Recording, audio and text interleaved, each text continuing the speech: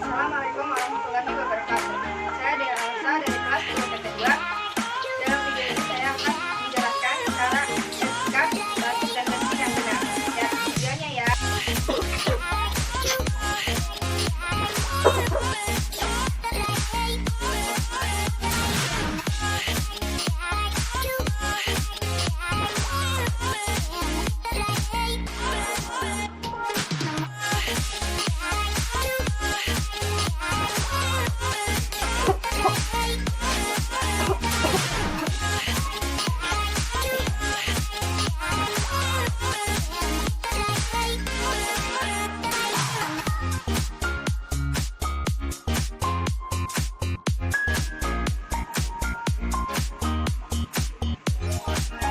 Jangan lupa setelah batuk dan bersin, kita cuci tangan.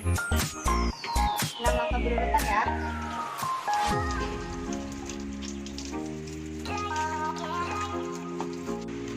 Sekian video dari saya mengenai cara etika batuk dan bersin yang benar. Kurang lebihnya mohon maaf. Wassalamualaikum warahmatullahi wabarakatuh.